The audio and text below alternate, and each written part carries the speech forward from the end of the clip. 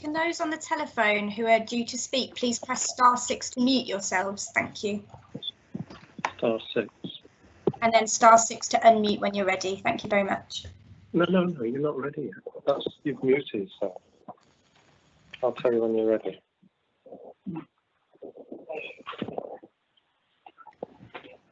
Charlie, before we actually start, can you tell me who's in the house? Who? Pardon? Who are you talking to? Yeah, you have.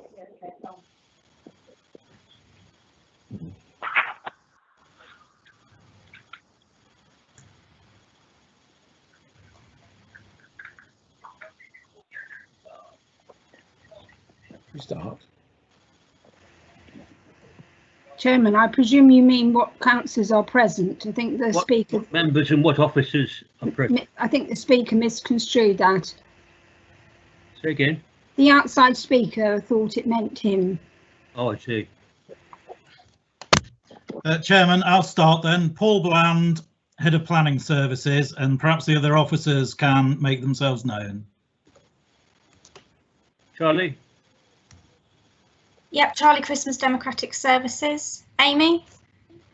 Amy Baxter, Senior Development Control Officer. Ben? Ben Smith, Democratic and Electoral Services Manager. And Dean? Dean Wishart, Principal Development Management Officer. And who's the other officer that's just turned up? Hello, I'm Des Tantler, Housing Strategy and Enabling Officer. Thank you. Is that all the officers? You got me as well, Carolyn Tate, Planning Development Manager. Lost your picture, you're back again. Thank you, Carolyn. And of the members? Stephen James, Local Legal Officer. Thank you, Stephen. Well done. The actual members, looking at the numbers here, got 1, 2, 3, 4, 5. I couldn't hear that. We're a few members short, aren't we? Yes, Chairman. Let's not take forever to do it this time round. So let's we'll start the agenda. Can I have apologies for absence, please, Charlie? Thank you, Chairman. I've received apologies for absence from councillors Barbara Jenny and Roger Glitherow. Thank you. Declarations of interest and informal site visits. So let me start this by saying what I mentioned earlier on, is that I'll read a statement, which is the statement for you, basically fair and straightforward and simple, showing that you've not used anything that you've heard or seen before tonight's meeting to influence your decision. I beg your pardon, Chairman, there is item 2 on the agenda, the minutes of the previous meeting. Yes.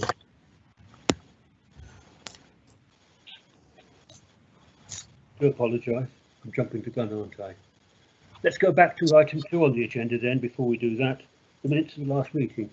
I hope you've all read them. Is it your wish that I approve them?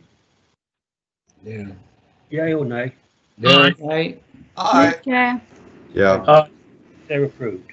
Now can I go to 3, please, Charlie? You may, Chairman. Thank you very much. Declarations of interest in informal site visits. So the statement I read to you is basically you saying the following. And afterwards, I want you to say, yes, you agree, or if there's something wrong with that, no, and then we'll just have to talk that through. So I have ignored all attempts to get my vote by deciding early before the meeting, and I will use the debate tonight only to influence my decision. That's the statement. Are you all happy with that?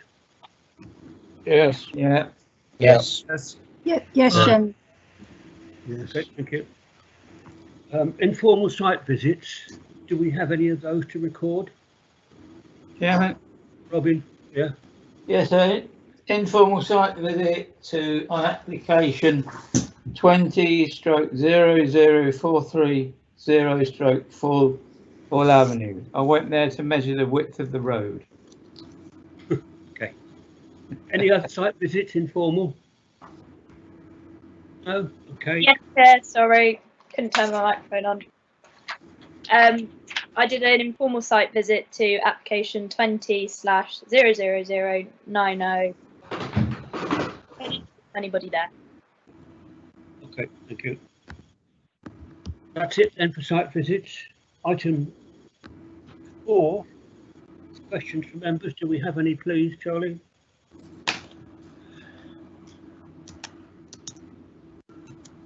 Sorry, Chairman, having a problem with the buttons. No questions received. Were there any declarations of interest, Chairman?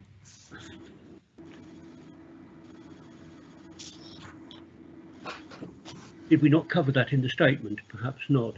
Do we have any declarations of interest in any particular application?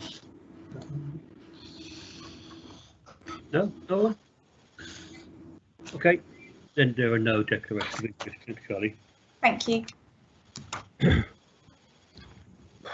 next item 5 on the agenda, as I've skipped it again, is Section 106 agreements and delegations. Carolyn, is that yours? It is, thank you, Chair. So members will have noted the content of the reports, so I'm happy to take any questions on those, and also ask that the members agree the requested extensions of time to the Section 106 agreements. Thank you. Okay. So members, do you have any comments to make? No? Okay. Do you therefore agree with the statements being made in the report? Agreed. Yes. Yes. Aye. Aye. Thank you. Delegations to Head of Planning Services. Was that encompassed in your last report? It was, yeah, so just to note the contents of it, and if there's any questions, I'm happy to answer them. Delegations as well. Okay, then it's item 6, which is the Appeal Decision Monitoring Report. Is that you again, Carolyn? Yeah, again, it's just an update to the members about the recent appeal decisions, but if there are any questions, I'm happy to answer those. Did you say that there was a large one that we lost with costs, Carolyn? Is that a thing to talk about now? We've already reported it back to committee, so you may remember a while back Dean did a presentation to the members about appeals, and it was covered in that. Some time ago. Okay. When you get a moment, send me an email, give me the detail, because I've forgotten it for sure. Right. Therefore, that's item 6 of the agenda, and we move on to the application list, which is item 7 of the agenda. And before we start, I have to say that one of the applications tonight has been withdrawn. That's on page 65, Avenue Road, Rushton. I think they're going to have another go at it. I think the officers have suggested a few things that they have not got right. So we'll discount that one for the moment. So the first application is on page 2, which is that in Wellingborough Road, Earthlingborough. And Amy, I think that's your application. No, it's me, Chair. I look nothing like Amy.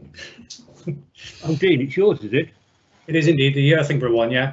Well, that's confusing when Amy turns up to briefing and it's not you. I get confused. Come on then, Dean, tell us all about it. Right, if you just give me a second, I'll share my presentation.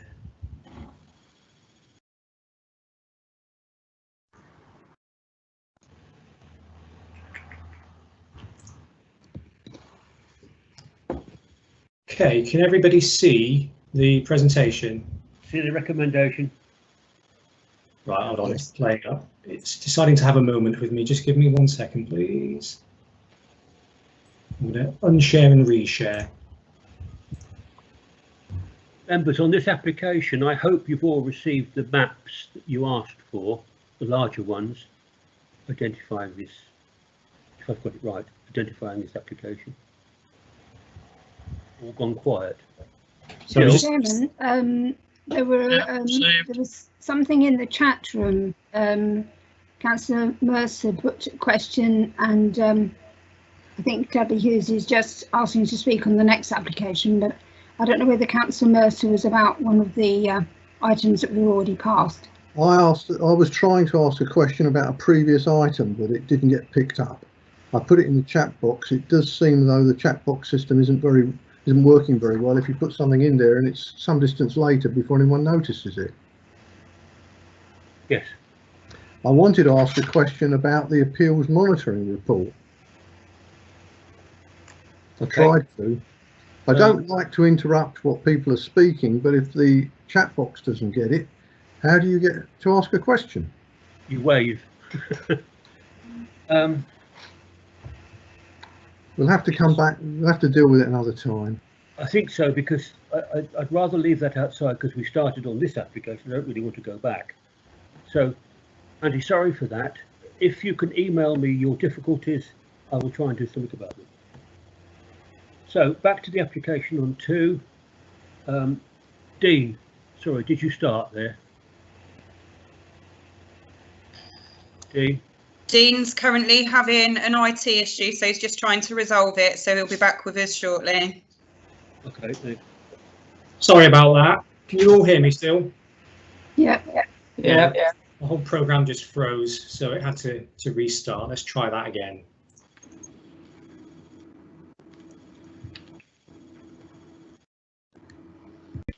Okay. Right, can you all see the start screen now, yeah? Yeah. Yeah. Smashing, I'll crack on. So the detailed officer report is taken as read by all members, so I'm just going to very quickly go through a few slides.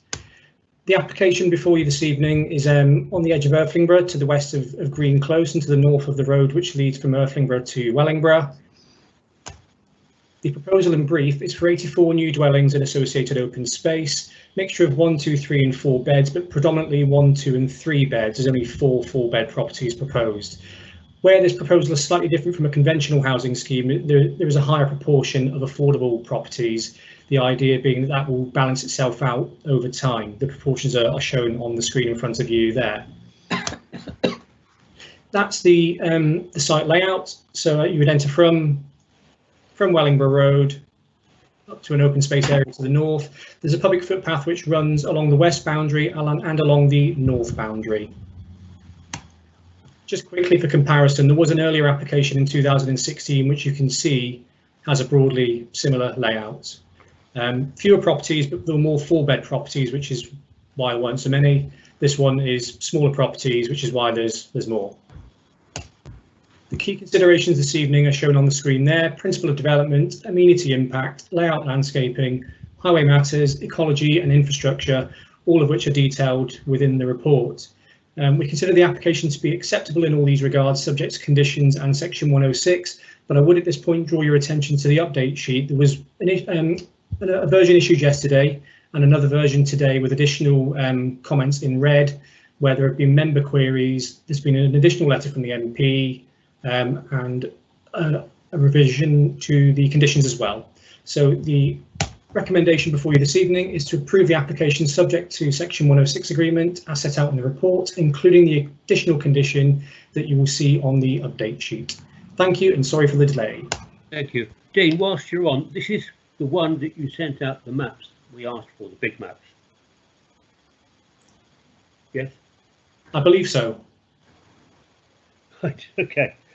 Then I hope members have seen the maps and you'll understand more about the site, because we will ask for that again.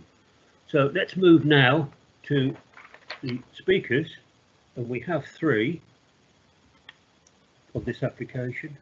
The first is Councillor C. Cross on behalf of Irthlingborough Town Council. Are you there, Mr. Cross? Good evening. Can you hear me? Yes, I can hear you. Okay, thank you. The tree-lined streets bill, the bill to require developers to ensure that the streets of major new developments are lined with trees and for connected purposes. Chris Clarkson MP, an architect of this bill, speaks about a study into neighbourhood green space and health in urban areas. It concluded that people who live in areas with a higher street tree density report better health perception and fewer cardiometabolic conditions compared with their peers living in areas with lower density. The PM himself has promised to build back greener. He is an admirer of Roosevelt, architect of the original New Deal, who claimed forests are the lungs of our land, purifying the air and giving fresh strength to our people. The government plans to plant 30,000 hectares of trees across the UK by 2025 and hopes to eradicate its net carbon contribution by 2050. Planting 84 trees in Earthling Grove now would be the very least a town could do to assist in this national effort. A couple of dozen trees and shrubs does not amount to a commitment and will not sufficiently oxygenate a community. People need somewhere to live, they also need to be able to breathe. 84 plus trees, now that is bold, it is responsible, it is the right thing to do. A former tree and landscape officer at ENC told me that the ideal is 1.5 trees per dwelling, one within each property and one for every 2 properties on the street, that all properties ought to be able to look out onto at least 1 tree, and that a variety of species, including fruit, is to be preferred, giving greater opportunity for biodiversity. CPRE states, connecting with nature was a lifeline during the hardest months of the pandemic. Nature and the countryside cared for us during lockdown. Now we need to make sure we care for it in return. The development is a gateway to the town. It must be impactful. Visitors need to feel that they have arrived. New residents must feel cared for. Earthling Borough Town Council, on behalf of all residents, wishes to play a leading role in combating climate change. We are permitting 84 new dwellings to be built in our town. Please return the favour and grant us the opportunity to fulfil our moral obligation. Please repay our generosity and goodwill.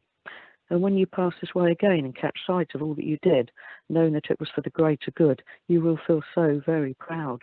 This is your moment. We demand that 84 plus trees be included as a condition. Residents' well-being and government legislation must be respected. Thank you. Thank you, Mr. Cross.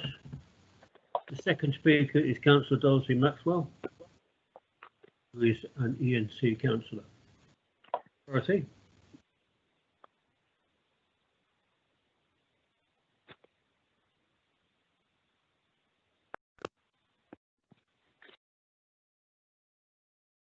Dorothy?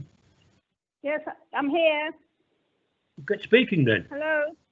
Oh yes, I'm going to speak now. Are you ready? Yes, I am. We're waiting. Sorry. Good evening, Chair, councillors, officers and residents. On behalf of the residents, I'm objecting to this application for 84 houses in Green Close, Earthling Borough.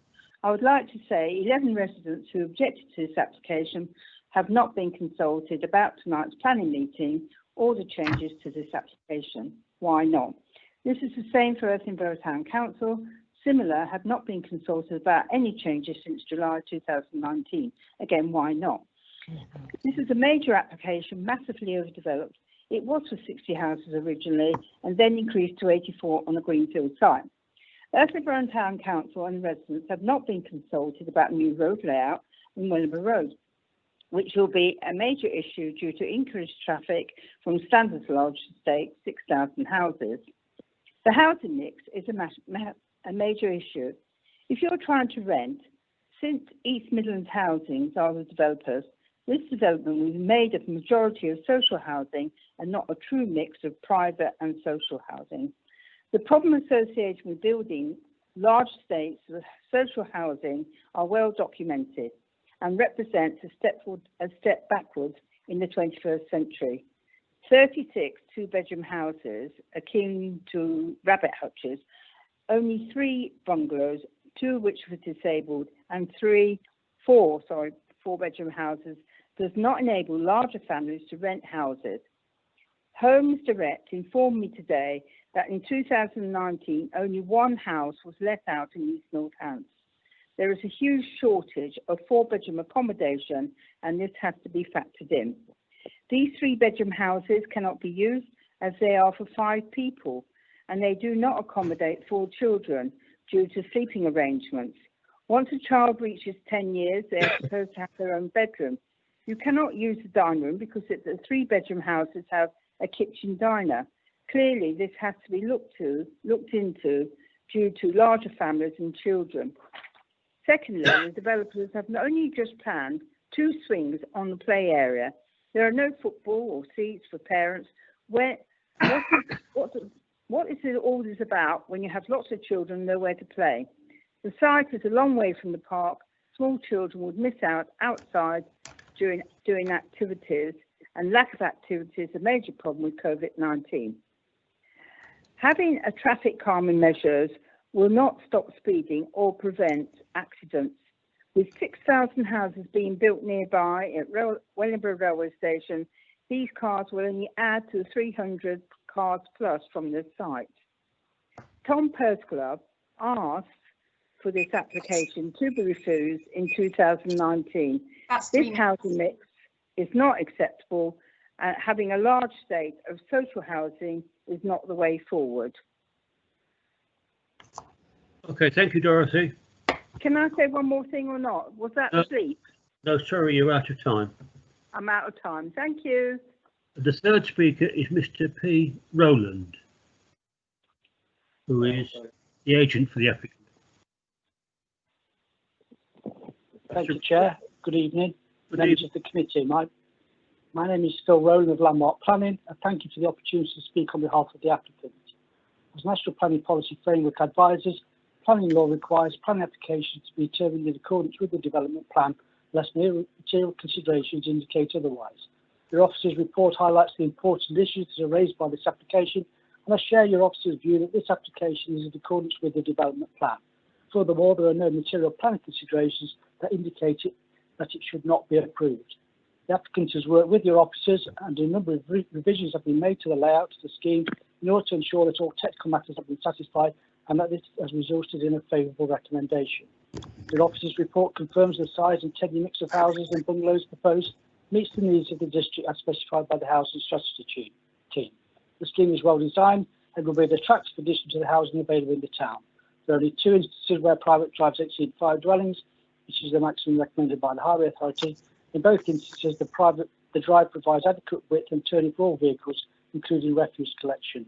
Bin collection points are proposed for these residents. I'm pleased to see that a relatively small number of objections have been received from local residents. Your officer's report details the significant highway improvements that the applicants are proposing on Wellingborough Road to slow traffic and ensure safe highway conditions. These measures include lowering the speed limit, providing a pinch point to allow priority for the outbound traffic flow, improving the crossing point for pedestrians, and providing new bus stops and shelters. Indeed, with the representation received, the application proposes a number of financial contributions towards new education provision, health facilities and public transport, thus paying for an increased use of local infrastructure. Furthermore, the proposal would not constitute overdevelopment, nor would it give rise to any significant loss of residential immunity. I can also confirm the proposal would not give rise to a risk of flooding on adjoining properties, nor would there be a significant increase in noise. Protected species will be conserved and the biodiversity of the site will be increased as a result of the additional planting and open spaces which are proposed. Your officer's report confirms that there are no objections to the scheme from any of the council's technical consultees. This application will deliver a high quality design of the proposal as advocated by national guidance and local policy, and therefore I urge you to support your officer's recommendation by approving this application. Thanks very much, Chair. Thank you, Mr. Rowland. So that's the 3 speakers for tonight. We now go to the ward member for today. Lee, is that your ward? Chairman, it isn't my ward, as it happens, but I am in a neighbouring ward. Right. Okay. I've got you down. Have you spoken on this before? No, we haven't, Chairman. No. So, if you'd like me to take it, I'm happy to do so. I think so. Yes, I think you've got to, because there's no one else. That's great, Chairman. Thanks very much. No, Lee, please take it for us. Okay. Thanks, Chairman, for that. And thanks to Dean Wishart for a clear and concise presentation of the application, as always. And thank you also to all of those speakers who took the time this evening to speak about the application. As I've just said, I'm not the ward member for this application. I'm the neighbouring one, but I am fully versed in the application, so I am happy to take it. Chairman, members, on the face of it, this appears to be an application that is far from ideal. The houses are small, the amenity space is small, and almost the entire development is social housing, whereas generally we all prefer there to be a mix of housing on a development. But having said that, I haven't been contacted by either of the actual ward members to voice any concerns over the application. Erthlingborough Town Council have not objected, the statutory consultees have not objected, which does make me wonder whether this is simply a pretty poor application that does nonetheless meet all of the relevant planning requirements. Residents have made objections written, and we've had some speakers, but again, I'm struggling to identify some planning reasons amongst them. I am pleased to see that officers have included some much needed conditions for this application. But I will say, and now is probably the time to do that, I will say that if this evening members are minded to approve this particular application, I would like some consideration to be made with regard additional conditions. So it seems to me, and I can see in the update sheet that there is mention of it, it seems to me that it would make perfect sense that we delegated to officers, should we be minded to approve, we delegated to officers to negotiate extending the 30-mile-an-hour zone to cover the entrance and the exit to the cemetery further up the road. And I know that's something that the Town Council have wanted for a long time. I was disappointed to see that there was no Section 106 money. And I can see in the update sheet that there is mention of it. It seems to me that it would make... Okay, I'm getting some feedback here. Can you still hear me? Yes, carry on, Lee. Thank you, Chairman. Don't interrupt. I can see that there isn't any Section 106 money allocated to the Town Council, which is disappointing because clearly they want to help improve the local community and facilities. And I wonder whether that's something that could be considered. And as the site will create a new entrance to Erthlingborough, this is right on the edge. It will create a brand new entrance to Erthlingborough. I wonder if a condition could be set that made the entrance to this particular development to be more visually appealing. At the moment, it is low height brick walls that lead into the road, but I wonder if maybe they could be stone walls to match some of the stone walls of the cemetery further up, or make some flower beds that could be maintained, but something. This is going to be the entrance to Erthlingborough, something that could make it slightly more visually appealing. And finally, I do agree that we should be planting trees. There was a request for 1 tree to be planted for each property built. So that seems perfectly reasonable to me. So, Chairman, with all of that said, I am interested to see what fellow members have to say this evening, and whether any of them have any clear planning reasons for approval or indeed for objection. So at this stage, Chairman, I think I'm done. I'll hand back to you before making a formal proposal. Thank you very much. So members, now is the time to go into the chat room if you want to speak, and let me know.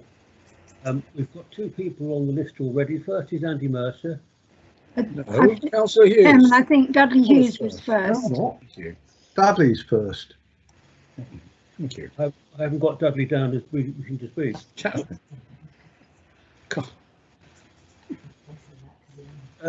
Andy, go on first, please. We'll go Dudley afterwards.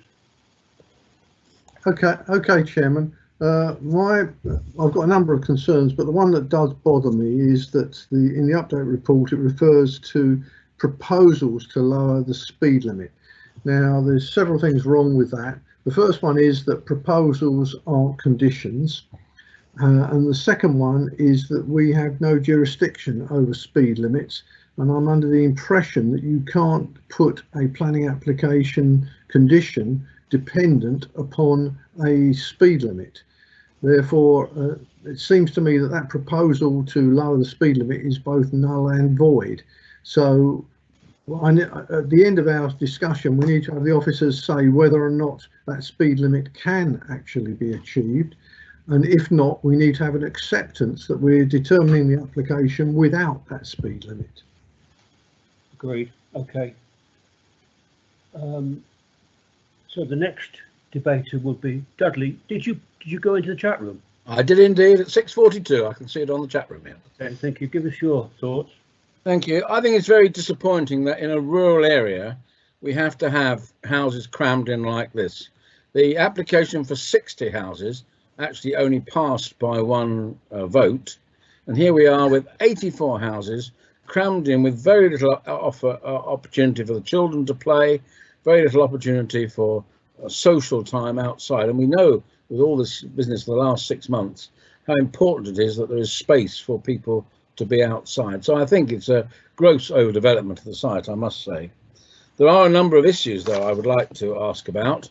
As we've gone for tandem parking, which means is shorthand for on the road parking, are we assured that the roads, especially the private roads, are going to be wide enough for cars to park both sides, because there are no garages, are wide enough to park both sides, as well as let fire engine and other vehicles through? The way we are very concerned, and we've heard a lot about modal shift. Are we sure there's a bus that goes along there and is going to continue to go along there? Because if it doesn't, people are going to be in a very isolated position. As it is, they're a long way from the town. We've got houses which perhaps can be occupied by elderly residents. How are they supposed to get into town? We're well outside the 400-metre limit, which is supposed to be the limit. People have to walk either to a bus stop or to bus stop or to go into town, and there's a long way for young people to walk into school.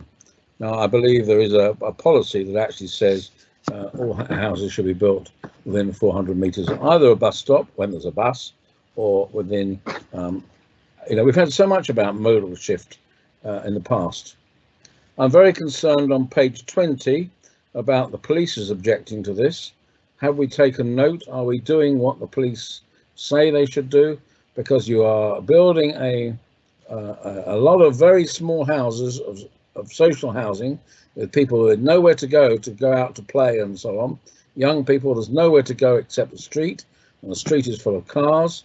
I'm very concerned about the possible criminal activity, particularly damage to vehicles and so on, perhaps by accident, because the only way they can go and play is in the street, and there's nowhere else to go.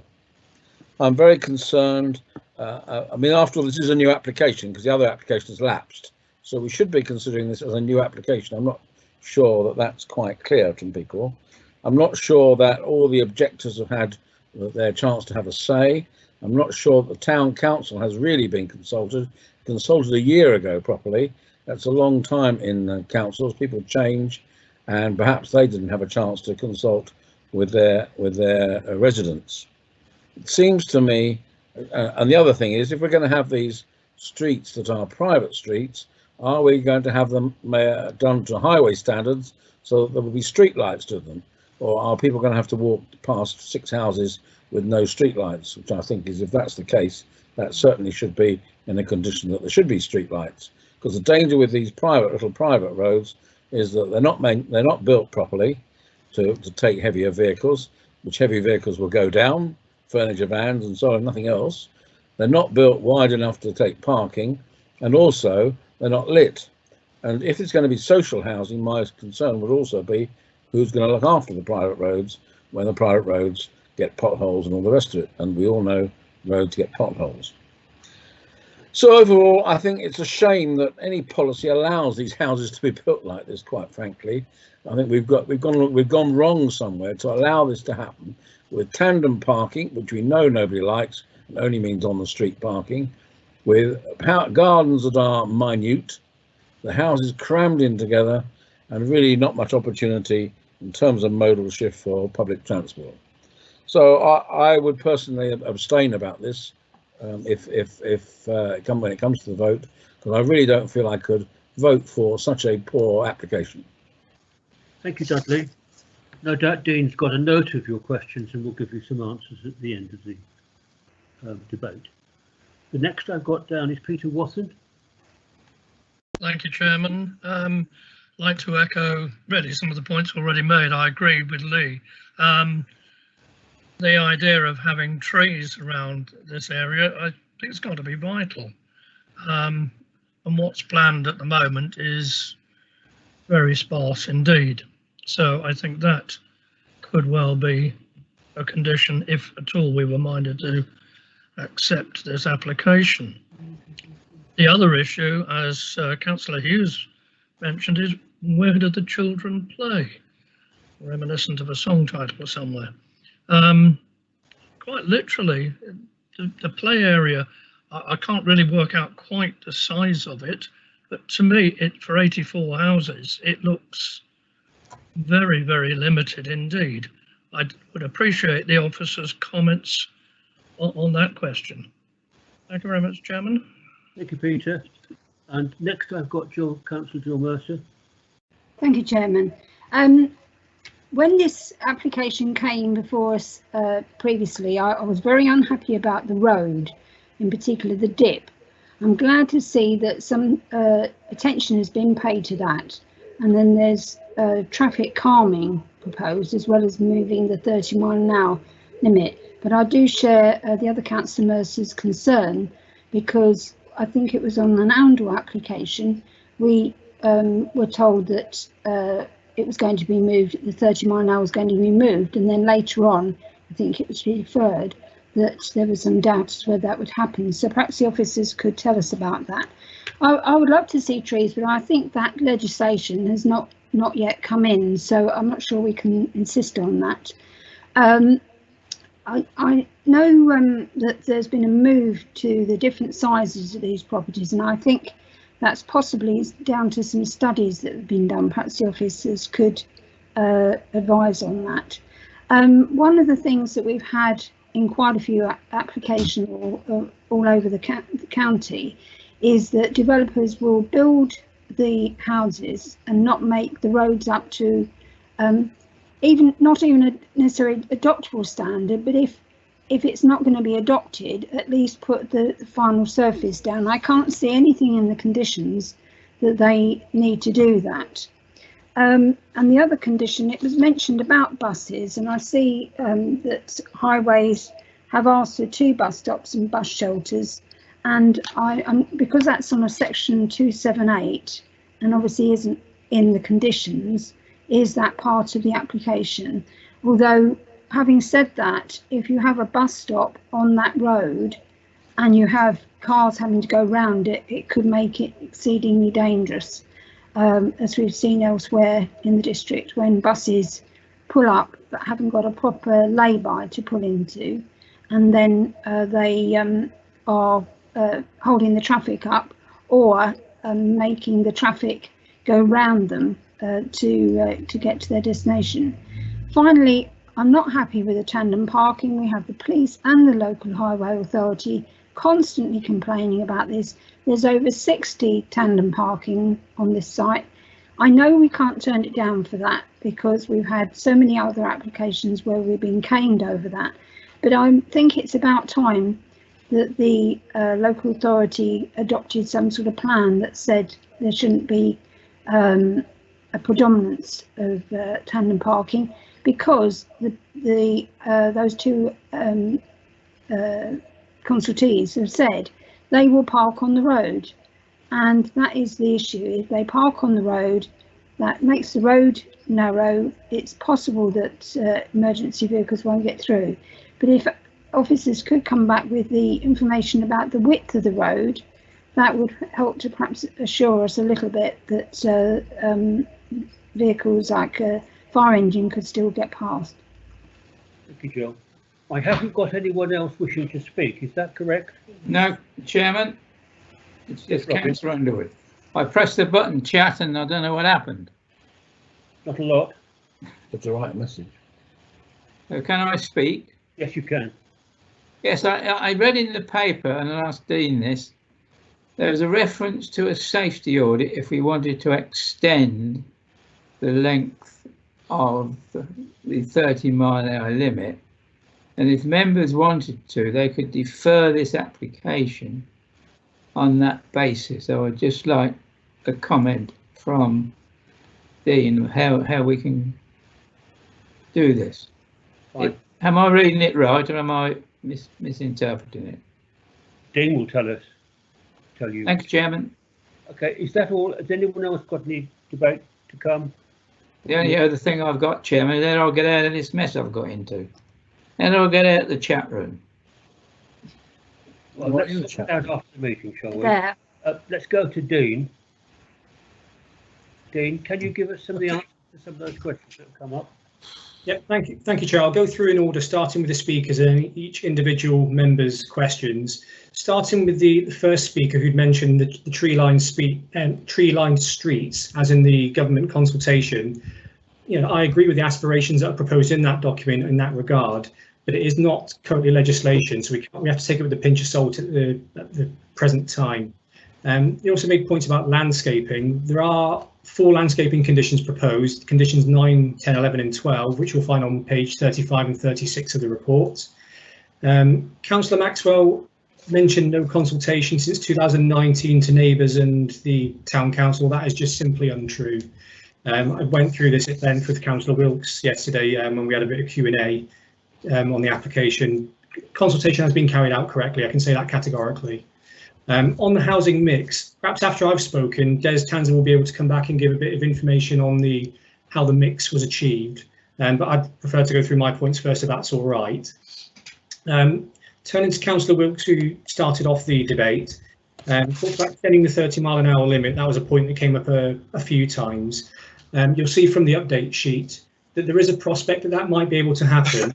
And to pick up on Councillor Underwood's point about the safety audit, effectively what has happened is my understanding at the moment there has already been a safety audit for the scheme that is in front of you now, with the extension of the 30-mile-an-hour limit to just before the cemetery. So what would happen is if members were minded to explore the option of extending that further to the west, they'd have to do a new safety audit, but it may come back with the same answer as we have now. So the best case is we can extend it and everyone gets what they want. The worst case is they don't extend it and we get what we have in front of us currently. So there is the option to do that. With regard to Section 106 requests from the Town Council, we didn't receive any requests from the Town Council until I think an hour before the meeting, and for some play equipment, but unfortunately that's not something we're able to take into account on this particular application, because the amount of open space actually is policy compliant, so all the stuff that needs to be provided can be provided for on site. It's a nice to have, but it is not something that would make the development unacceptable in planning terms if it wasn't to be provided. Would have been nice to have been given a bit more warning than an hour. In terms of the more visually appealing entrance to the development and to the town, yes, that's something where landscape conditions will certainly help, and I'm sure the developer is listening to the points that have been made about additional trees and improving the entrance to Erflingborough. Those are issues that can be teased out through the landscaping conditions. But if members were minded to approve the application, we could also put a further condition on regarding the entrance feature as you turn from Wellingborough Road into the site, to make sure that is something that members are content with. That's something that would be more than reasonable to include. Councillor Andy Mercer had talked about the speed limit condition, whether or not that was legal, etc. But the condition that's proposed in the update sheet is effectively to ensure that nobody occupies any of those properties until those works are done. So if the works are not done, the properties can't be occupied. But we could probably go further than that if members felt it necessary to effectively to split that condition into two, where you'd have a pre-commencement element where they don't start until we've got certainty that's going the speed limit and the traffic calming measures, whether that's this version or the extended version. So, but that's a pre-commencement element to make sure we're going to secure them, and then to make sure that no property is occupied until they're done. So that would be my proposal on that point. Turning to Councillor Hughes's questions, talking about Cramden development, etc. Just disagree completely on that one, I'm afraid, Councillor. It's a scheme where it's only 24 dwellings per hectare. It's not a high density scheme. And as I've already mentioned, the public open space area is compliant with policy. They've provided more than they are required to do so. Is the road wide enough to park on both sides? Short answer is no, but the longer answer is the majority of it is wide enough to park on one side and to still get vehicles passing and a fire tender or bin lorry, etc. In terms of bus services, where would the stops be? What service is there? I must confess, I don't know what services there are or aren't along Wellingborough Road and between the two settlements. I've been told by one councillor, not at this meeting, that there are none, but this is something that is under the jurisdiction of the county council. So what is in place now is subject to change at any time by what the county council decides to do, as we've seen in previous years where services have been rerouted, cut back, extended, etc. That is purely their jurisdiction, I'm afraid. It will become our jurisdiction from April when we're all one council, but until that time, it's under the jurisdiction of the county council. A bit confused about the comment about the police objection, because I would draw attention to, let's just check, it is paragraph 6.6 on page 24, or page 6, depending on which one you're looking at. The police are not objecting. They had concerns earlier on, but they are now not objecting to the application. Consultation queries, I think I've addressed that. All the consultations that are required to have been done have been. This is an application that came in, I think it was September last year, roughly. We had a full reconsultation around the end of November, in which all the neighbours, those who'd written in as well as those who received initial letters, were given notification, including the MP who'd written in first time round, so he was notified the second time round. There have been a series of very small revisions more recently, nearer to this meeting, but they're not ones that would have warranted reconsultation. It's little tweaks of where bins, etc. would go, not things that would move buildings nearer to or further away from neighbouring properties, etc. They're minor matters which would have just required one or two consultees to respond on those points. In terms of street standards and lighting, I think it would be reasonable to include a lighting condition if members feel that is reasonable. Then I would have no opposition to that being included. Councillor Wathen had talked about trees as other members of the public and councillors had. Again, this is things that can be addressed through the landscaping conditions. I'm sure the applicant is listening to what has been said here tonight. And if a scheme is put forward that isn't very good, then I'm sure our senior tree and landscape officer will respond accordingly and make sure that we don't get away with something that's not good enough. Play facilities are compliant with policy. Who am I on to now? Councillor Jill Mercer, road surfacing condition. I think we did something similar on Northampton Road and Rushden, and I wouldn't have any opposition to doing that again if members felt it was reasonable. I'd already mentioned about the bus stops, etc. As for sort of whether they would hold traffic up, etc., it's a bit of a chicken and egg situation when it comes to things like that. Because on the one hand, we've got this road at the moment at 60 mile an hour, long, straight, fast ups and downs, people concerned about traffic speeds. One way of slowing speeds down is to put a few vehicles on the road to physically stop them, or in this case, the tidal flow feature, in addition to the speed limit measure. Then you swing pendulum in the opposite direction where you've got slower traffic speeds, but then you might have a little bit of queuing here and there. I think we have to decide which is the preferable solution, the fast, dangerous present situation, or the slower, safer future solution. The width of the road I've already mentioned. The majority of it is 5.5 metres, but if you'd like me to show you one of the plans, there are some of the smaller elements. The main spine road that runs through the heart of the development is 5.5 metres, but the parts at the northern point and to the west narrow to 4.8, but that is in accordance with county standards and they're content with that. I think that's all the points, because the last one I have is from Councillor Underwood, who talked about deferring for the speed audit. One has already happened for the layout we have before us this evening. I think it would seem unreasonable to defer it for another one, because it may come back with the same answer. And we have effectively two options. We either have an improved solution or have the one that's in front of you this evening. But that's all the answers I have for now. Thank you, Chair. Thank you, Dean. Good job. And if Mr. Rowland is still listening, as one of the speakers, who's the agent for the application, please may we have some trees.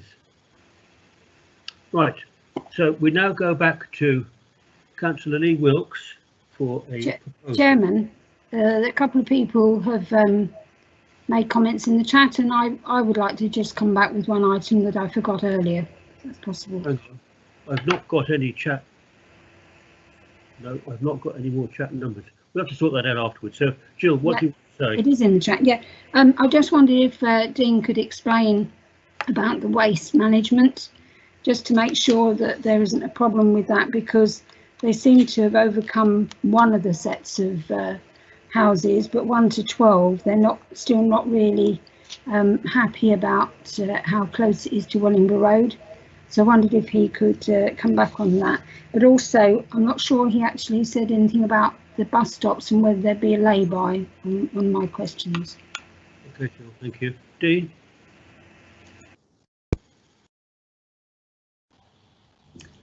Thank you, Chair, and thank you, Councillor Mercer, for the question. The honest answer on the buses is I'm not sure whether or not there would be a lay-by. That would be down to the County Council to decide whether there is or not. On waste management, it might be easier to show the plan, and I can talk you through that aspect of it. So I'll share my screen.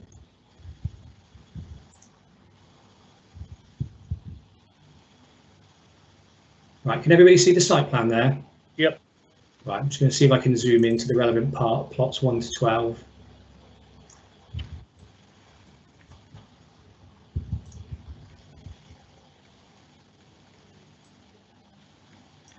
Okay, if everyone can see that, the plots 1 to 12 basically run along the southern end of the site. And if you can see my mouse cursor flashing, if you can't, let me know. But the areas I'm circling here and here are where the bin collection areas would be at the end of these shared private drives. Waste management would have a preference for these to be 1 deep and longer, whereas the applicants proposed them 2 deep and shorter, which to my way of thinking is a very minor matter. It's not that they've said they won't collect from them, they would just prefer it to be 1 long row rather than 2 shorter rows. And trying to sort of play this off against landscaping, we don't want to hard surface too much of the development. So my view is it's reasonable as it is. If members insisted on it being changed, I'm sure it could be changed, because we've amended the scheme a few times to get tweaks to where they are currently. But that's the issue on that point. Thank you, Dean. You've had both questions answered, haven't you, Jill? Yes. Yes. Yes. Yeah. Dudley, That's okay. We have a couple of other people on the chat though. Those are. Andy had wanted to suggest a condition. Right, actually there's 2 conditions I'd like to raise. Right, the first one is I'd like to propose that we put a condition that prior to first occupation of property, the 30-mile-an-hour zone must be extended to at least go past the entrance to the estate. The officers can probably find a good wording for that, but I'd like to propose that. The second point concerns the bus lay-by. In Rushden, we put a bus lay-by condition on the ASDA application, East Northants Council did, and the County Council then blocked it, despite the fact it was a legal condition. So the lay-by never got built, and in the end there's just a piece of grass there. However, by the time this one gets to that stage, it will no longer be the County Council's Highways Department, it will be the North Northants Council's Highways Department, in which case they won't be able to get away with that. So if we put in a condition about the bus lay-by, we or our successors will be able to enforce it. So I would like to suggest that we put in the conditions for the bus lay-by, because it will be enforceable this time where it wasn't before. And I would like to put in the condition about the 30-mile-an-hour zone being extended beyond the entrance to this estate, and that being required to be done before prior to first occupation. And I'm sure the officers can find really good words for that. Thank you, Chairman. Thank you. Dean, do you have any difficulties with either of those proposals? Both, I'm afraid. The extension of the 30-mile-an-hour is something we're trying to achieve, but we may not be able to do it depending on what the road safety audit says. I suspect it will be able to happen, because I can't imagine there being anything that would prevent it being extended further to the west. But there is the prospect that the safety audit may come back and say, no, leave it where it is. If that's the case, the condition would then sit almost in abeyance, not able to be enforceable or anything like that. And with the lay-by, without knowing exactly where that would be, it's not we wouldn't know whether or not it was physically possible to do it, whether the county or ourselves, as we will become in April, would have the land to do that, and it could be prohibitive to the entire scheme. Okay, thank you, Dean. Dudley, sorry, back to you. Yeah, 2 things. First of all, the buses are not, if there are any buses, and I don't think there are, but they're not the responsibility of the County Council. They will be Stagecoach, and whether Stagecoach will run any buses or not is up to Stagecoach, as most of their buses have now disappeared. So I think there aren't any buses at the moment. Whether one could be persuaded to come, there's nothing to do with the county council. So, secondly, when Dean showed the map just recently, and we saw the private road, which is what I asked originally, are the private roads wide enough for someone to park a car on and for vehicles to get up and down, particularly an emergency vehicle? Because if not, because it's tandem parking, so if not, the road's not wide enough, then it's going to be blocked when people park on it. Dean, didn't you answer that question earlier? No, not about private roads. Apologies, that's what I had. I just want to clarify with Councillor Hughes if I can. When you say private road, do you mean shared private driveway? Yes, shared. Well, it says private road on the map. I thought so. Shared private driveway. Then yes. Just give me a sec. The annotations on the plan say shared private drive or shared surface road for the slightly narrower sections of road. The shared private drives wouldn't be wide enough necessarily to park on one side. There may be elements of parts where they are, but there wouldn't be any requirement for them to be. The shared surface roads would be, because they're to the highway specification. Well, do you think that is sensible? If people are tandem parking, will certainly want to park on the road. If they're going to park on the road and block the pavement, or whatever they're going to do, well, they're going to park there. Well, there are two road widths that are sort of public highway, publicly adoptable roads. They're 5.5 and 4.8 metres in width, and both of those would allow for a vehicle to be parked on one side. Shared private driveways, they will vary in their design. Parts of them will be wide enough, parts of them won't be, but there's no requirement under what highways safety requires for that to happen. The only other point I was going to mention is that there were points raised about the housing mix, and it might be useful at this point, unless Councillor Hughes has any further points of clarity. I mean, it's just crazy to have shared private drives that people can't park on, because they will, and then there'll be problems, but still, there we are. The only other point I was going to make was that Des Tanzer is here to answer questions about housing mix, if that's okay. Chairman, could I just go back to ask Dean to clarify about the speed audit, because I wrote down earlier on that you'd said you thought there could be a split condition with a pre-commencement and a condition before occupation, but basically inferring that we would try to get where we think it can go to at the moment, this side of the cemetery. We may not be able to get it to the other side of the cemetery, but we should be able to get it to this side. Is that correct, or are we not sure that we could get any of that? Sorry, I'll try and clarify that. The extra condition I've proposed in the update sheet, which I've sort of verbally updated again this evening, is that what we have as a proposition before you this evening is a scheme that has been through a safety audit and has highway approval for the extension of the speed limit and for the traffic safety, traffic calming measure. So we know that is doable. So my proposal on that was to split that condition into two. So to make sure that before commencement of development, that is absolutely belt and braces, that we are absolutely certain we have it, and then that no properties are occupied until it's done. We could do the same if members are minded for us to explore the option of extending that speed limit further to the west. That two-part condition would still apply. Does that make sense? Does to me. I think that's probably enough on that particular topic. Are there any questions before we get a proposal? Chair, if I may, it's just Des Tanzer, I think, would like to come back on some of the housing strategy elements. Okay, yes, Dean. Okay, thank you, Chair.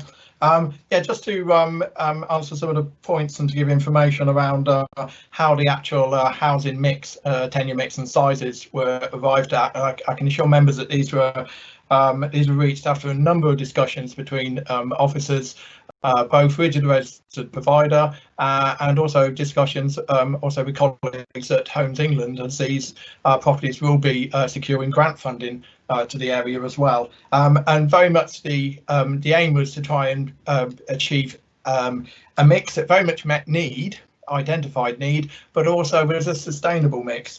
And that's why, in regard to the tenure, we very much aim to get a mixture of different tenures to meet different needs. So you can see that there is a balance between rented, and the rented don't form, what we would call the social housing, don't form the majority of the housing on the unit, on the site, but there's also a mixture of other broader tenures as well. So, for example, shared ownership and also rent to buy. These were tenures that very much were identified by residents and by applicants when we conducted a recent survey of being tenures which would be things that would meet need in addition to social rent. Now, in regard to the sizes, again, we were very much minded of the breakdown of needs on our council housing register.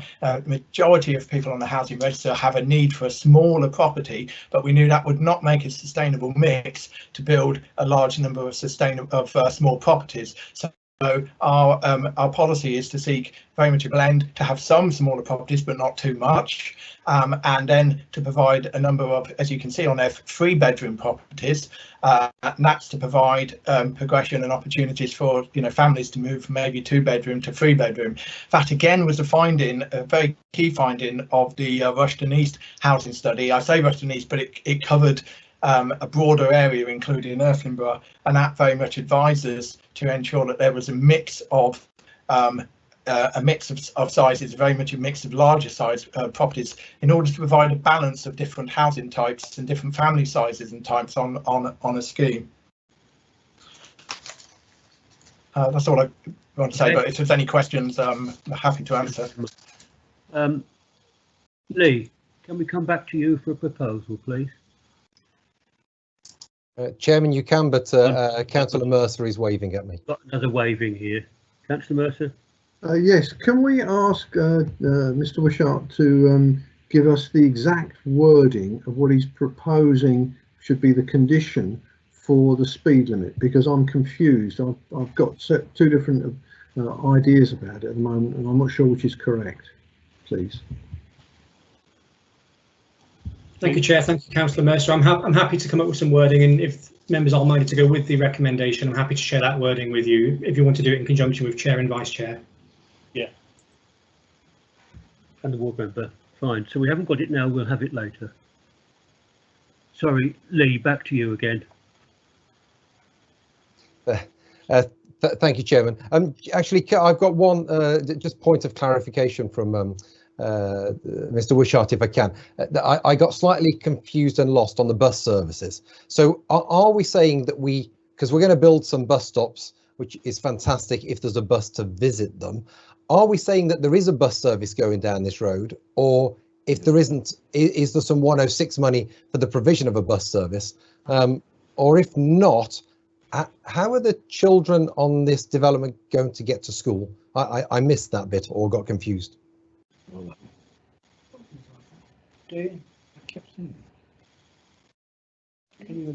Confusion. Just a second, I'm just consulting the report just to remind myself. Yeah, there's a financial contribution of £29,400 proposed to enhance bus services. I don't know precisely what that would go to.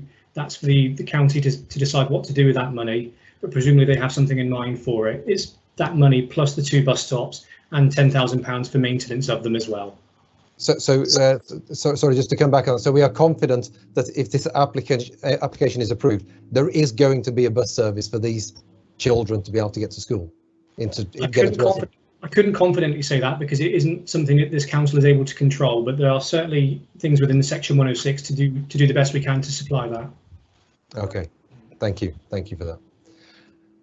Okay, thanks, Chairman. I have to say it is always pleasing that I have such knowledgeable and passionate fellow members on this committee, and I really would like to thank all of those that spoke up this evening.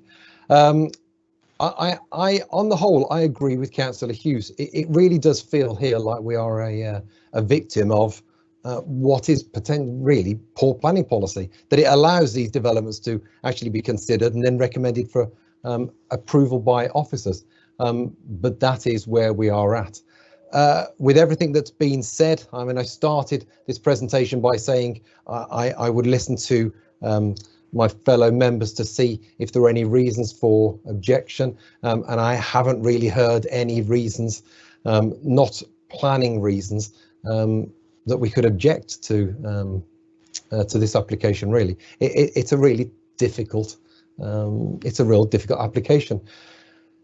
So, Chairman, on the basis that we don't seem to have any planning reasons to the contrary, I propose that we approve this application, but with the following additional conditions. So we've heard that there will be some wording, and I'd like to play part of that. There will be some wording for a pre-commencement element regarding the 30-mile-an-hour speed limit, and that is the 30-mile-an-hour speed limit as detailed prior to the update sheet that we received this evening.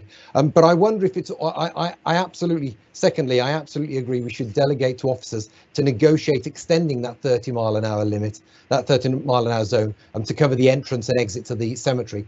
And I wonder if the safety audit agreed with that speed extension, that we could also make it a pre-commencement element, that was put in place.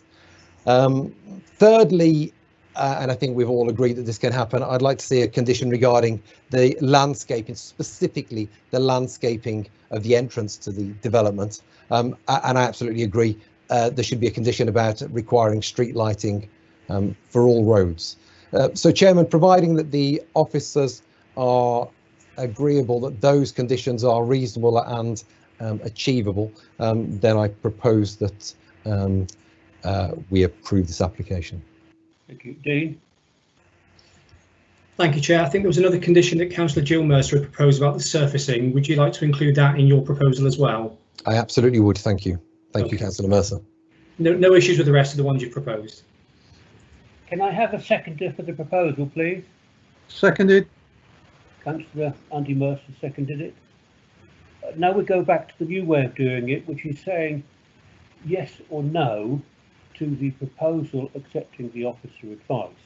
So I first ask those who accept that proposal. Aye. Yes. Aye. Aye. Anyone against the proposal? Anyone abstaining to the proposal? Yes, Dudley Hughes. One abstention and the rest are. So that's passed. Thank you very much, members. Let's move on to the second one. We're on page 46. It's all in the thing. And Amy, is this your application? It is indeed. Thank you, Chair. I'll just share my screen. Can you all hear me okay? Yes, we can hear you.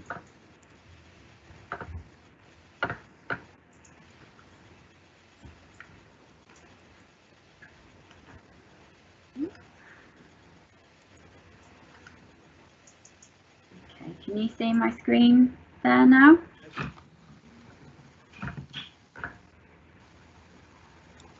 No. No, can't see it yet. No.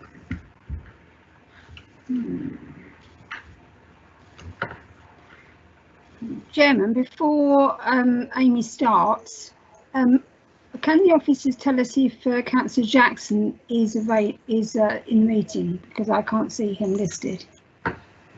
I don't believe he is, no. In that case, someone else, possibly from Higham Ferrers, will need to take this. We don't have anyone, do we? Yeah, there's two other members from Higham Ferrers.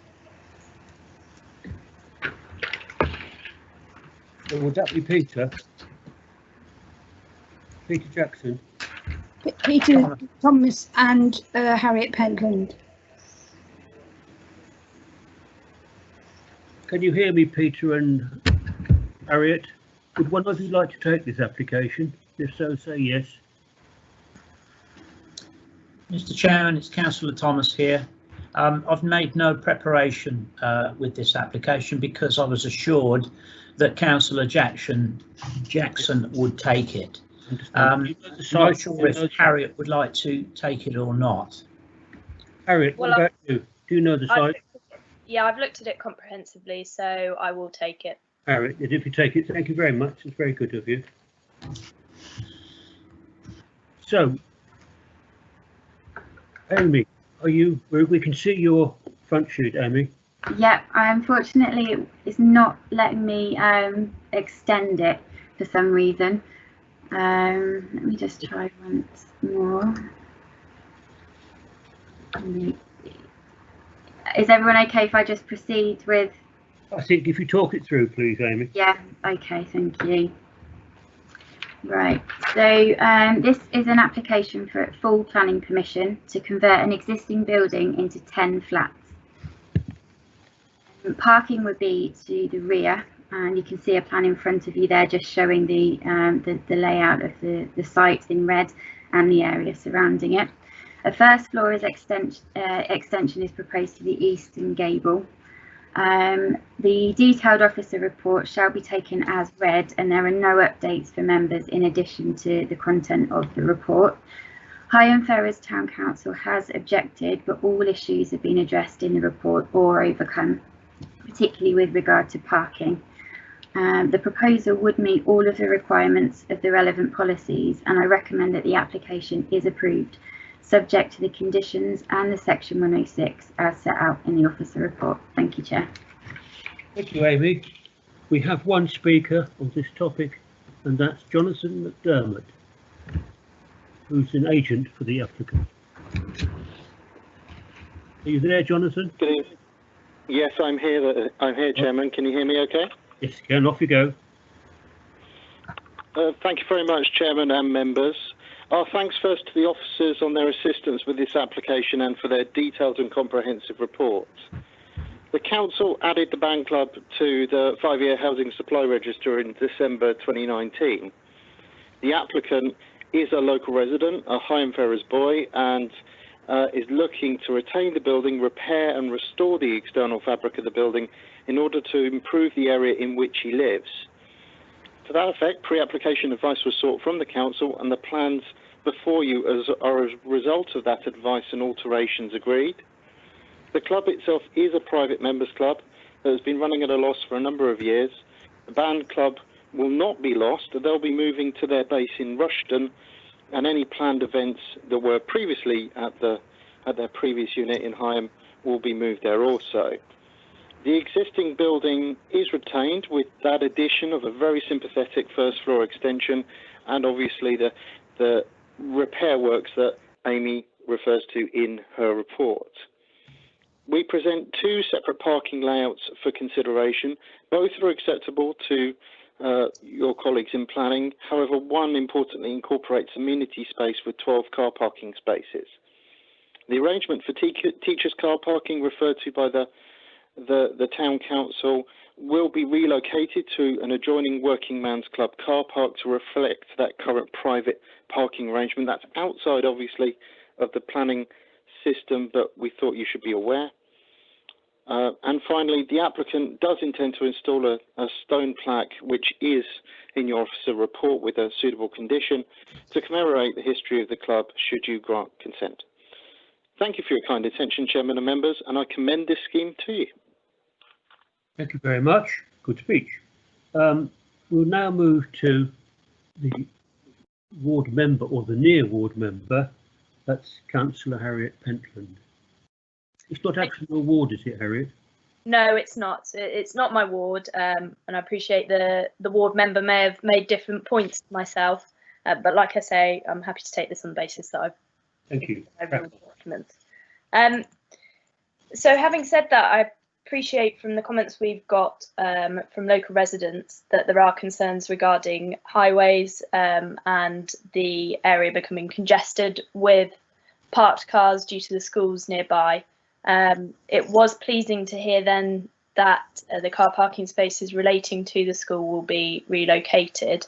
And it seems to me that if this application was granted, then we would need to look at the highways issues that residents raise in Higham separately of this application, and not obviously as part of this committee.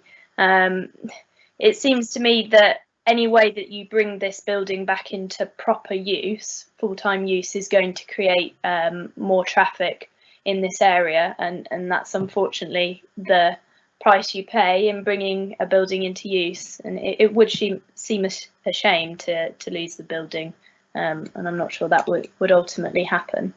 I would be interested to hear members' thoughts in relation to point 7.41 regarding visitor parking.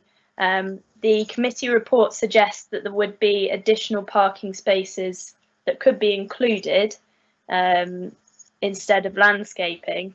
And I'd like to hear members' thoughts on this, particularly given the concerns that local people have raised about parking and given there's only one visitor space as it stands, unless we swap that use over. I did have a question for officers, just purely by one of the points raised by local residents regarding consultation of those on Milton Road or Milton Street. Given that the access to the site from the highways perspective is off that street, wanted to understand more about the consultation process there and not being consulted. Moving on, I appreciate the concerns that were raised by Higham Ferrers Town Council regarding the number of units, but can't see a substantive reason to object on that basis. And it is important to cater to the different housing needs within the locality, and perhaps to younger people who need smaller space or can only afford smaller spaces to live in. But I appreciate that there are concerns around the density of this application. Just quickly to wrap up, I am pleased to see that condition was included as raised by Higham Town Council regarding the delivery times and not conflicting with the school. That was good to see. And finally, my final question to officers would be, would the developer contribution set out in 6.4 for health specifically meet what was requested by North Bants CCG? Because I know that GP services are very stretched in Higham Ferrers. You know, despite being a local resident, I couldn't get onto the books at Higham Ferrers when I came back from university a few years ago. So we need to make sure that everybody is accommodated in terms of that and the money matches what is needed. But yes, as I say, on those couple of points regarding visitor parking, I'd be keen to hear what other people have to say. Thank you.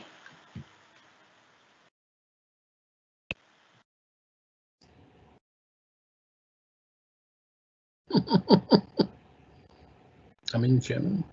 I think I'm back. We seem to have lost the chair. Yeah, the chair has been regained. Can't hear you. Can't hear me. No. Microphone. You're mute. Oh. You're very faint. Now. No.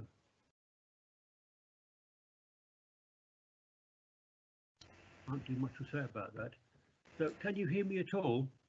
Just about. I think if you lean forward and speak to the machine, we can hear it. I'm already quitting the screen. Is there a piece of paper or anything like that between you and the microphone? No, nothing. Still on with it. It's just the whole thing dropped out.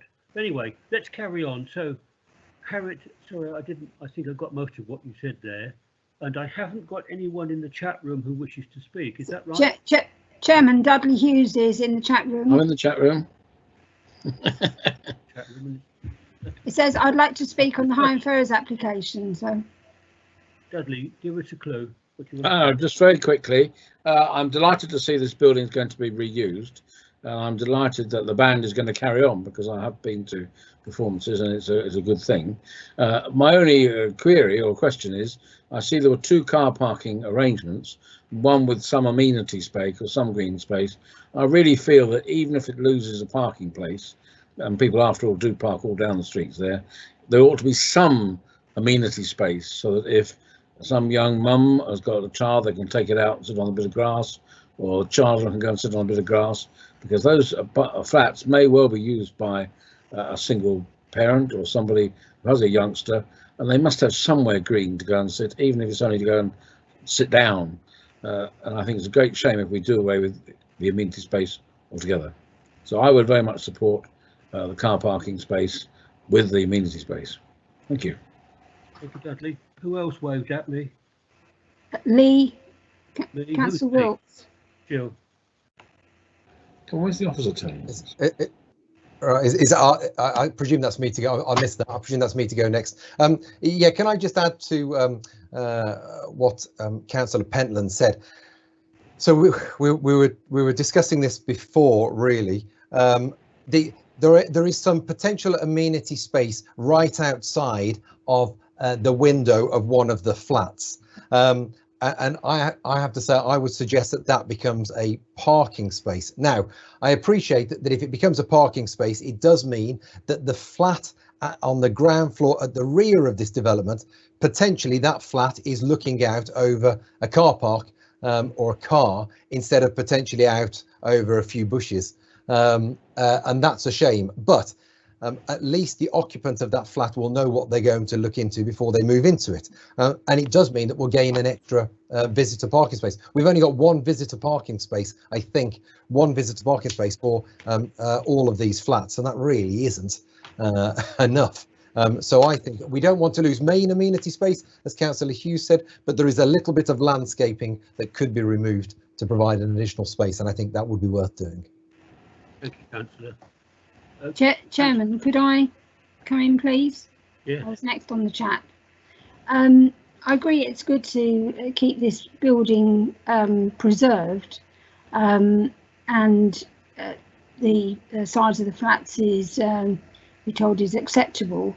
I think the only question is to do with this parking. Now, it is very busy around there, but because they've got this car park already, that lends itself to keeping the cars off the street, and then it just comes down to whether we use that extra space for amenity or the extra parking.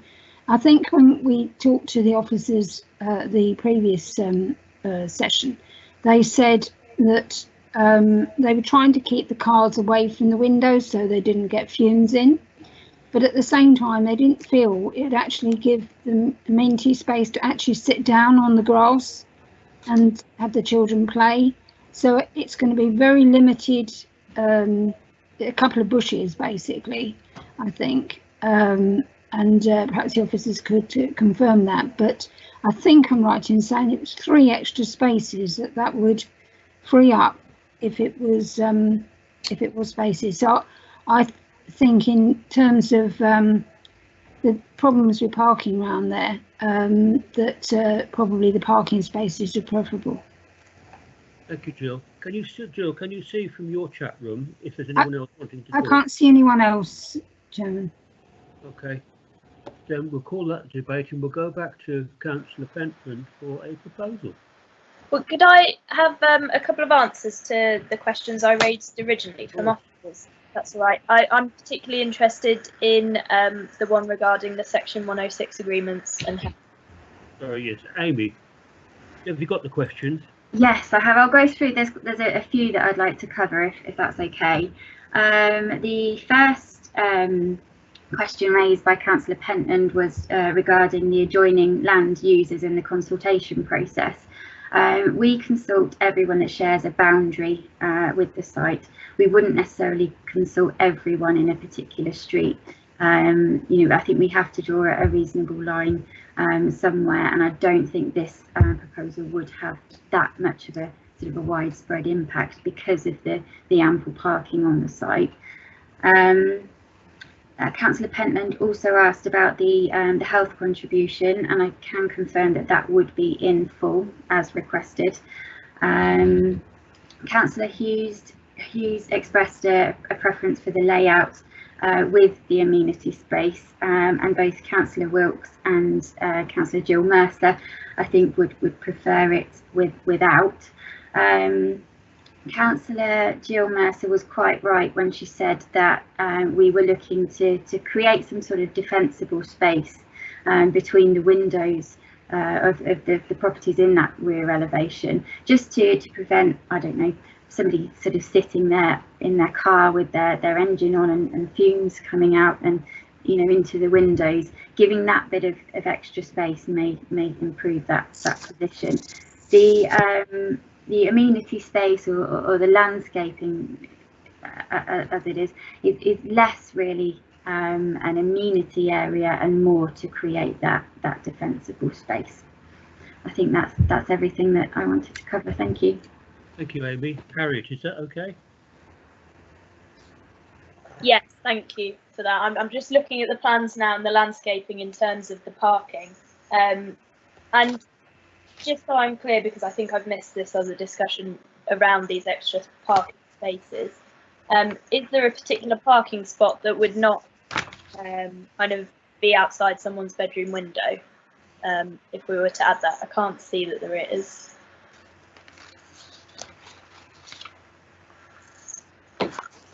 Amy? Can't hear you, I'm afraid, Amy. Sorry, thank you. You can see the two sort of rows of landscaping there in the car park. There was a proposal to have 2 parking spaces on each of those areas, so that would be right against the windows of those 2 flats.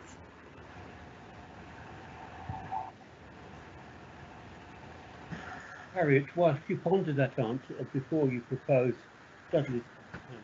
Can I just ask, are there going to be assigned parking places, or is it free for all? And if there are assigned parking places, then the obvious thing is to put the assigned parking place outside somebody's window to that flat, because then at least they'll just park their car and turn it off. They won't run the engine. If they do, it's their problem.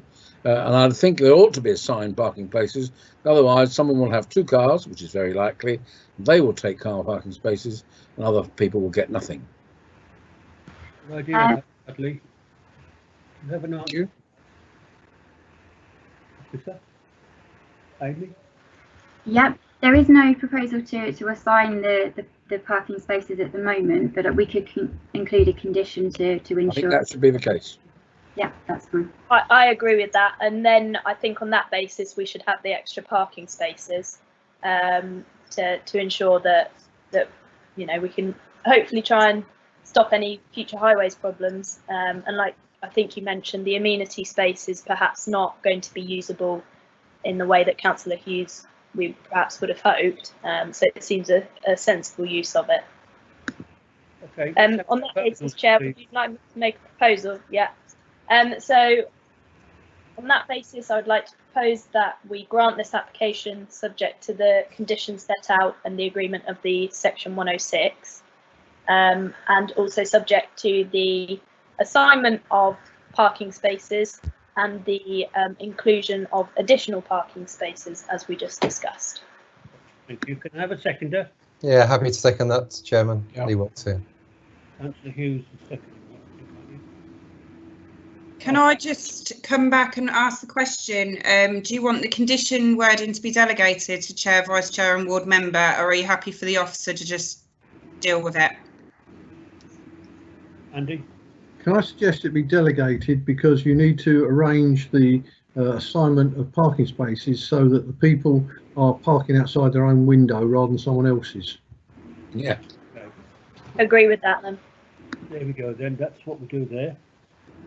So, we've had a proposal and a seconder, and now need to go to a vote. We'll do it again as we did before verbally. Those who agree with the proposal and the officers will say yes. And those Agreed, yes. Yes. Yes. Yes. Yes. Does anyone disagree with the proposed?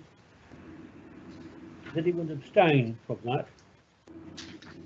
That's carried. Right, the third application is withdrawn on the sheets tonight. So we go to the other application on page, anytime now. 85? 85, 65.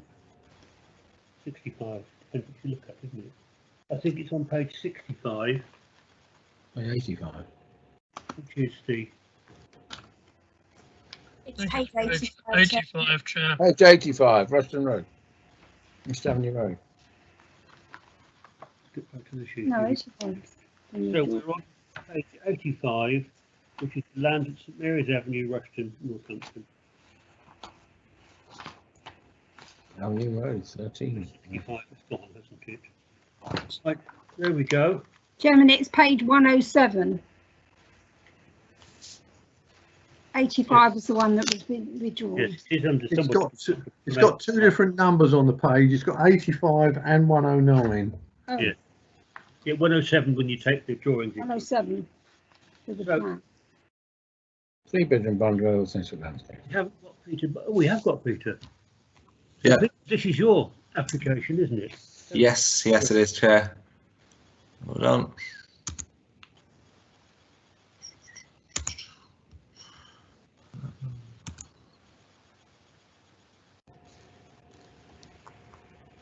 All right. Okay, so this application is for a proposal for 3-bedroom bungalow to the rear of 23 St Mary's Avenue, Rushden. Here's a site. The application, the site is just here. Members approved a bungalow on this site. It was actually a 4-bed bungalow on this site back in 2012. Since then, we've had these 2 bungalows just here and here approved on the site. We've had a couple more bungalows up the drive approved as well. We've had a few appeals down this site as well, which members are probably fully aware of, where we've almost, the principle of development's almost been agreed on this Hall Park Lane by virtue of the appeal decisions. Key things to note on this site are there's no issues in terms of character and appearance, residential amenity due to the single-storey nature of the bungalow, no overlooking. The main issue here is obviously highways. The local highway authority objects to the application, but they only object on the 5 Offa Drive reason. As members are probably aware, we've had numerous appeals on the 5 Offa Drive. The most recent one was quite a damning appeal in 2018, Mill Estate, Wilmington Road. So I direct members to paragraph 7.27 of my report that details the inspector's findings on the local highway authority's 5 Offa Drive. So based on the information report, the recommendation is one of approval, subject to the conditions. Thank you, Chair. Thank you, Peter. Right, so that's the application announced. We don't have any speakers. I think, Councillor Underwood, this is your ward, isn't it? It is, Chairman. Well, it's not actually my ward, but it's the nearest I've got, because the ward members ill. Can you introduce it to us, please? I certainly will. This application is for a 3-bedroom detached bungalow on land to the rear of 23 St Mary's Avenue. The property is accessed from Hall Park Lane and has 2 parking spaces. The cars have to exit the property in reverse gear and is a challenge to pedestrians visiting Rushden Hall, a Grade 2 listed building and the surrounding land. The applicant proposes to improve the road service to his property from 11 and 12 Park Lane. There have been 8 applications for dwellings fronting Hall Park Lane, and officers have resisted development many times before. The principle of development was established when an appeal for the rear of 37 St Mary's Avenue was allowed by the planning inspector. The sack collection used by other properties on Hall Park Lane is not ideal. Access to the proposed property cannot be reached by a fire tender, and the applicant proposes to install a sprinkler system. Whilst the applicant has attempted to mitigate the site problems, there are still many inherent disadvantages. I have strong reservations that with reversing out of the site, because on the other side of the Hall Park Lane is a Grade 2 listed wall with poor foundations and footings, and could be seriously damaged as the lane is narrower at this point. I did go out the other day to measure the distance, and it was quite difficult, but I believe the distance is approximately 2.5 to 3 meters, which is a short distance to reverse before you hit the wall. I would like other members' comments before making a proposal, so I'll hand it over to the members, Mr. Chairman. Again, I am stuck without a chat record. Chairman, it's Councillor Andy Mercer first. Okay, thank you. I don't like this application. I don't like any of these applications. I think that the planning inspectorate has made a big mistake in allowing them, but we've got to live with what we've got. This development is at the narrowest part of this lane. It's very difficult for people to get in and out of that development. But my main concern is that the what they're calling Hall Park Lane is not a properly made up road at all. It's already had the weight of vehicles going over it collapse the drainage system once in it, crushed it. So we then had horrible mess flowing out down the lane. And the wall has already collapsed once, even though it's a listed part of a listed building, because the wall has no foundations. And when the road underneath it was compressed by heavy vehicles, the wall just toppled over.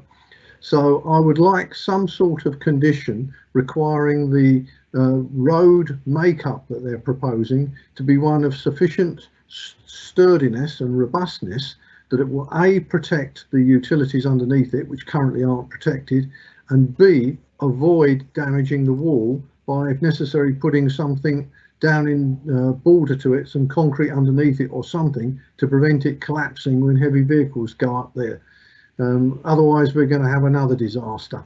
Thank you, Chair. Thank you, Councillor Mercer. I'd like to speak on the only other one on the list at the moment.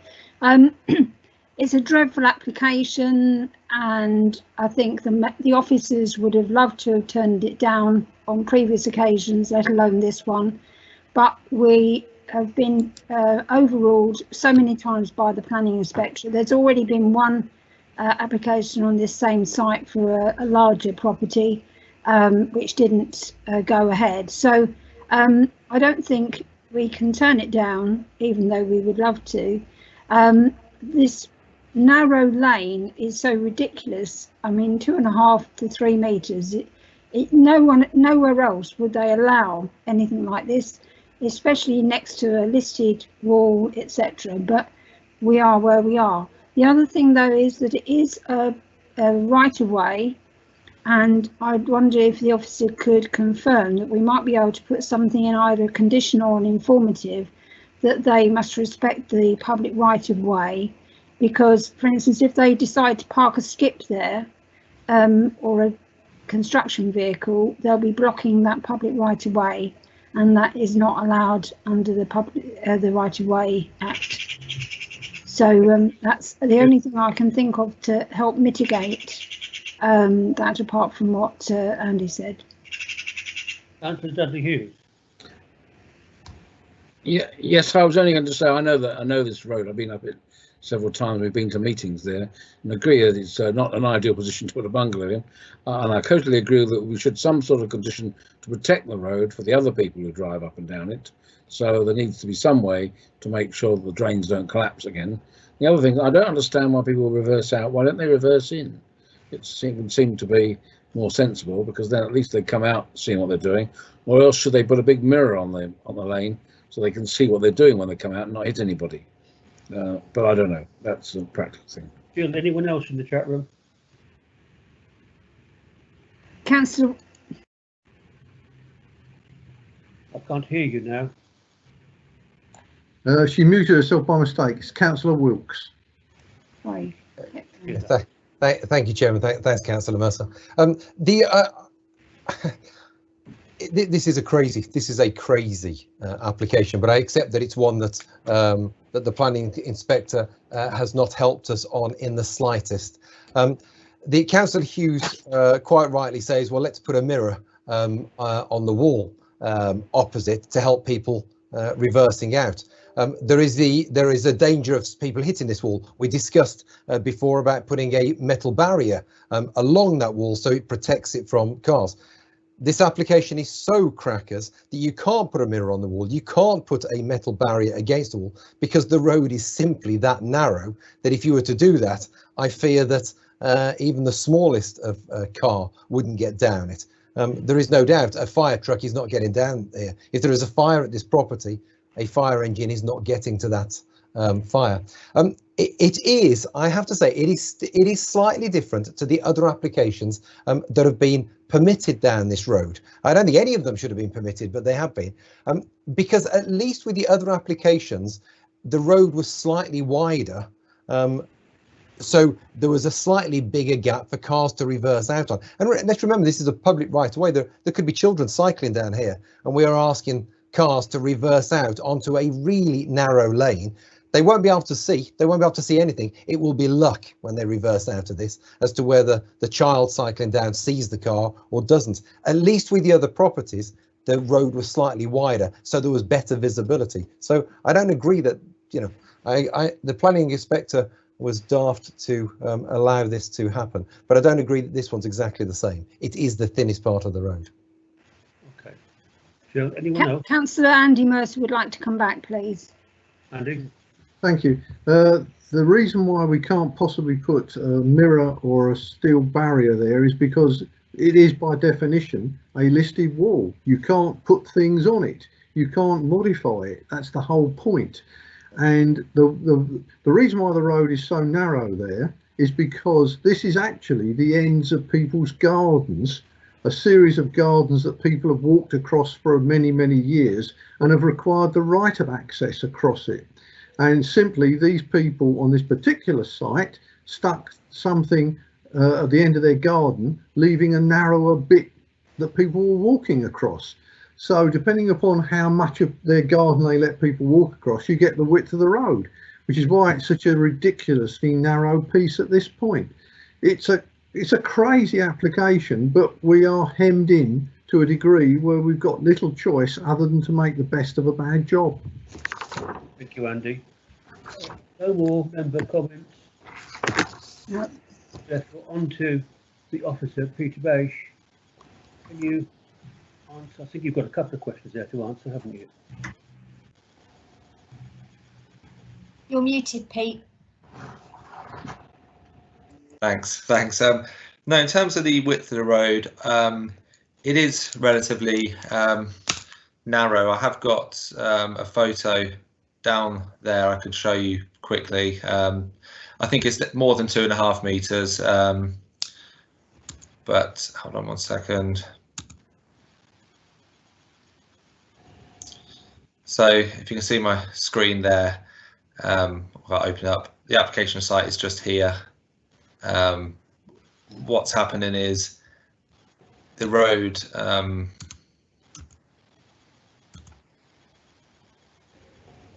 Can I come in a minute, Chairman? The road's going to be tarmacked up and across, so it will be wider, but again, I understand the comments, it definitely isn't ideal scenario in terms of turning. I think one of the councillors mentioned about reversing in. Yeah, you can reverse in and pull out forwards. That wouldn't be a problem here. Obviously. This is a right of way, so I can put a informative on, the kind of standard informative that highways have about obstruction of right of ways. In terms of conditions about the road and the wall, unfortunately these aren't planning matters as such, so we couldn't actually condition the strength of a road. If any damage was to happen to the wall, it would be down to the people that caused the damage to rectify that wall. They'd be obviously served notice for causing damage to a listed building. In terms of the driveway, yeah, I do understand there was an issue with one of the sewer caps falling through there. So again, it's something that we can't control in planning. It's controlled elsewhere. I think that was it for the questions, unless I've missed any others. All members happy with that? Councillor Andy Mercer would like to come back again. Andy? The problem with the wall collapsing before was not that someone hit it, it was the cumulative effect of heavy vehicles going over the road, gradually compacting it down until the wall toppled over. So there's no one person you can point the finger at. The town council claimed under its insurance to pay for it, which was about 30 grand to reinstate it. but I don't think they'd be able to do that a second time, because it's very likely the insurance company will probably put in a condition in the insurance saying we're not picking that tab up again. So it's not a case of where you can blame one person, it's cumulative. And that means that either you have some sort of condition to protect it, or it's not going to be protected. Thank you, Andy. Any other comments from anyone? If not, we'll go back to Councillor Underwood for a proposal, please. Thank you, Chairman. I have two questions for the officer. Could he please put the photograph up of the footpath, the first one he put up? Yeah, sure.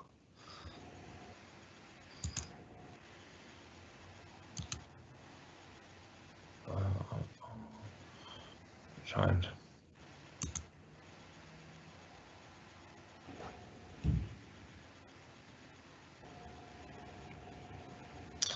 Right, so that's looking up. It was the one you put up before that. Yeah.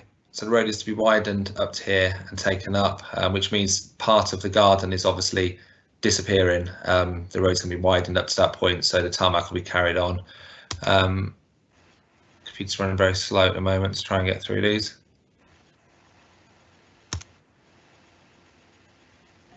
I think it's the next one, isn't it? This one. Yeah. The measurement I made was from the edge of that soil to the wall. And I assume that that bit of soil is part of their building. Yeah, it's being widened. So they are widening it. They're taking some of the garden out there and widening it. They're taking it back to those wooden screens, whatever you like to call them. Further back than the wooden screens. Oh, they are. Yep. So past when you get past this, it would have about a metre and about 4 metres, wouldn't it? Yes. So when you get past this bungalow, it will then slim down again, narrow down again. Okay. But from secondly, I don't know. Can we put an informative in to suggest that the owners of the property come in from Skinner's Hill End, because then that road will be made up and therefore it will be easier. And that probably can't be done, but that's your advice. No, I think it can't be done, but I mean logic would probably dictate that they would come in from that road because it's the smoothest route in. I think down the other way the road is very unmade and it's got potholes in it, etc. So for their cars well-being, I should imagine they would come up from Skinner's Hill on the tarmac surface, and obviously it's easier way for them to pull in because the road will be widened at that point for them to access. So we can't put any informative or suggestion? No, we couldn't, because it's a public kind of road. People could drive in from whatever direction they wanted. There's already lots of cars going up and down that road or lane accessing the council building and other houses and garages along there, so we wouldn't be able to make these people come from one direction. Okay. So, Underwood, could we have a proposal, please? Before we move to the proposal, could I just ask another question? Yes. If they're moving that fence back, are they losing some of those trees? And yes. It's not been mentioned in the report about trees. No, those trees will be removed. And is the tree officer okay with that? Are they not protected or anything? No, they're not protected. They're quite overgrown, to be honest. They look like some of them would have been self-set ones from a while ago. They're in quite bad condition and quite big for where they are, essentially, and they're not in a conservation area, so we have no protection over the trees. They could cut them down tomorrow. Okay. Councillor Andy Mercer would like to ask another question. Yeah, we've talked about the tarmacking of the road, but I can't see that in the conditions. I couldn't see it in the description of the proposal. Is that included in the planning application, or is that merely something verbally added? I think it's in the condition, condition 5. So we're conditioning in the plan, which includes the on-site parking, visibility displays and tarmacking of the lane surface be laid out in accordance with the approved plan. So it's plan reference 1037-001P4. Okay, thank you. That's most helpful. If we're saying that we're tarmacking the lane surface and in a condition, doesn't that mean that we're determining what the lane is going to be like out off the site as part of our condition? I don't understand. Sorry, I don't understand. So, well, if we're saying that it's a condition that they tarmac the lane surface, they could put a 1/2-inch thick layer of tarmac, or they could put a 6-inch thick layer of tarmac. Is there any specified type of surface they've got to put in? Is there a standard that we're working to, or is it just whatever looks pretty? No, we haven't got a specification on there. I suppose that's something we could work with Highways to agree a specification, but as Highways objected to the application, that was the last dealings we had with Highways on this one. Can I suggest that we need to have some condition that specifies what that tarmac is, and that the officers, in consultation with the chair, vice chair and ward member, are delegated to actually work out the wording of that condition? Yes, that shouldn't be a problem. Thank you very much indeed. I appreciate your help. Okay. Robin, back to you again. Thank you, Chairman. Yes, thank you. I've listened to all members' comments, and I think Councillor Wilkes summed it up quite adequately. It's a crazy application. We ideally should refuse this application, but no member or myself have come up with any argument where we can refuse. So it's regrettably that I have to propose that we grant this application, subject to the conditions that previous members have stated, and then consultation with the appropriate bodies. Then seconded, please. Andy? Seconded. And now can we go to a vote on it, please? Firstly, if you agree with that proposal, say aye. Aye. Aye. Aye. If you disagree with it, say no. If you want to abstain, say so. So that's carried unanimously. Unfortunate. That's the application. Look at that, it's not even 8:30 yet. Jill, thank you for your input there, guys and girls. If you have any comments, I know that I've got to work out the chat room because something here isn't working for me. But beyond that, if you have any comments on the way that we just changed it tonight, for or against, please email me afterwards separately. And that's all for tonight. So I can Jill, can you hear me? It's Robin. Yes. How did you get out of this chat room? Because I had to go and start again.